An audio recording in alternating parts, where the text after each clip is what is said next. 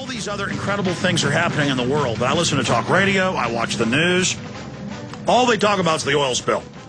And a lot of times, if it's Anna Nicole Smith or O.J. Simpson or Michael Jackson, it's artificial media hype because my callers to my show aren't calling in about it.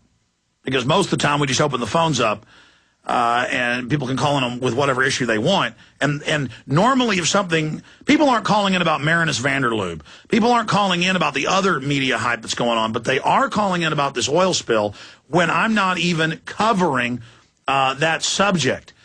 And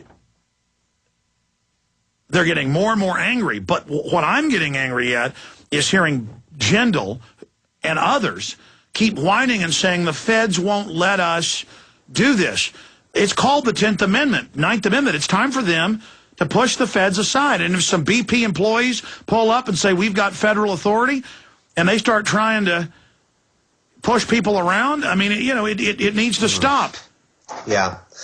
The thing is, Alex, you have to look at the history of the Green movement to understand that there is nothing that Greenies like better than a nice, juicy oil spill. And the reason they like a nice, juicy oil spill is because it presents them with ready-made images of seagulls, you know, seabirds covered in black. It gives them a sort of excuse for audiences to circumvent thought and really feel about how awful, how bad oil is. And I'll give you an example of this. You know Earth Day, that event that was founded in 1970 by a US sort of eco-tard senator called, I think, Gaylord Nelson, was it?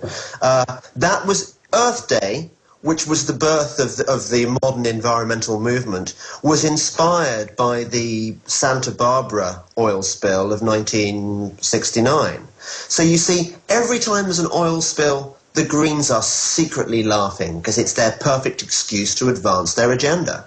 And this latest incident is no exception. Well, let me ask you that then. I mean, I'm saying all the evidence points towards false flag. I'm not sure that's the case, but more and more it appears that there's some hanky-panking going on. Bare minimum, they're doing everything they can to let it continue to pour. I mean, at your gut level, James, are you starting to think something's rotten in the state of the Gulf?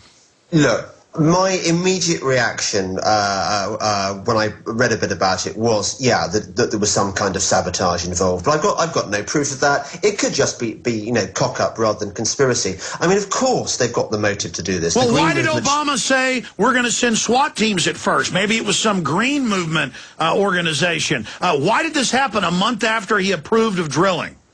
Yeah.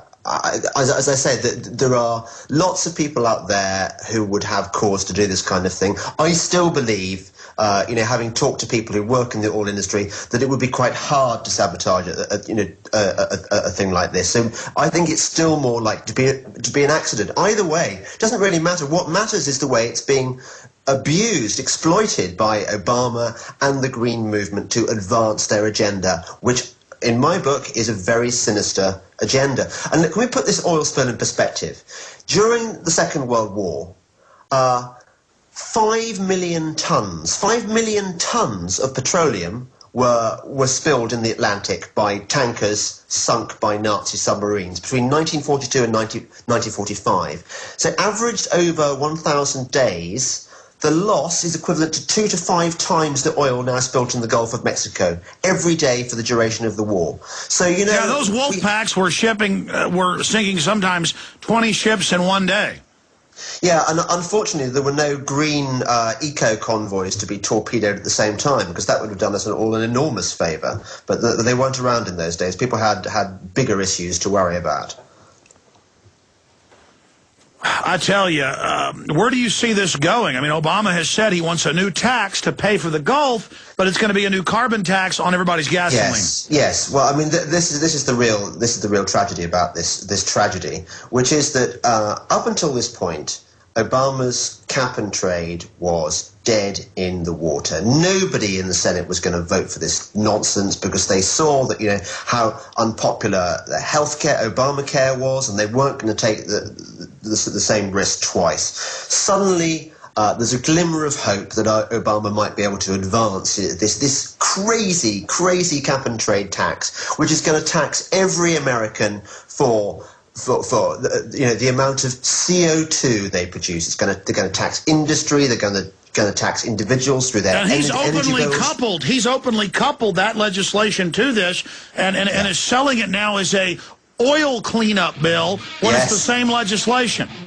Yeah, well, crisis opportunity. I mean, go figure. James, stay there. I want to continue to flesh this out with you and take calls from listeners specifically on the oil spill, on the carbon tax and gas tax legislation, and what the public out there thinks is behind this. And your questions for James Delingpole, jamesdelingpole.com, 800-259-9231, 800-259-9231. James, about a year before Obama got in office, you were already speaking out against him, and you could see that he was the heir apparent. And then right after he got elected, you had your book out about Obama land. I mean, he really is scary because this isn't just some corrupt Richard Nixon doing bad things, and it's not some George Herbert Walker Bush, launching, wars, which is bad enough. I mean, this guy is really trying to overthrow the government, trying to overthrow our system. I mean, Elena Kagan, they're blocking most of her papers, but the papers we've gotten from just a few years ago say ban the Second Amendment, ban private property, ban free speech. You've got all these White House czars saying ban free speech. You've got the FTC saying ban free speech whenever we want. I mean, we are literally becoming the Soviet Union here, and I guess so is England to a great respect. I mean, what is it like to actually watch this happening? I say to you, welcome to the suck, because, we have been experiencing this problem for, we've just lived under 13 years of socialism under Tony Blair and Gordon Brown. We belong to the EU SSR. The European Union is effectively a milder version of the old Soviet Union. It's all about regulation by unelected bureaucrats. The reason I wrote that book, Welcome to Obamaland, is I knew your future. I could see it coming because I'd already experienced it. I know how socialists work, and I know that President Obama is a socialist, and he's got an administration stuffed with people even worse than socialists. Particularly people like John Holdren, Carol Browner. Half your Van Jones, for example. These are the kind of people who do not like concepts like liberty. They do not like the American way, because the American way is about self-determination.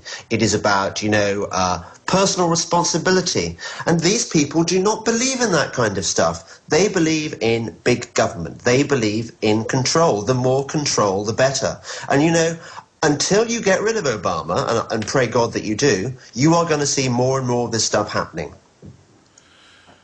Well, we now have set up debtor prisons again in the U.S. The Star Tribune reports a woman arrested for a non-crime for an unpaid $250 debt. Here's another one at the main Veterans Cemetery in Virginia. They've put up a huge plaque of Joseph Stalin. In fact, I'll give PrisonPlanet.tv viewers a document cam shot of this while James is talking about it.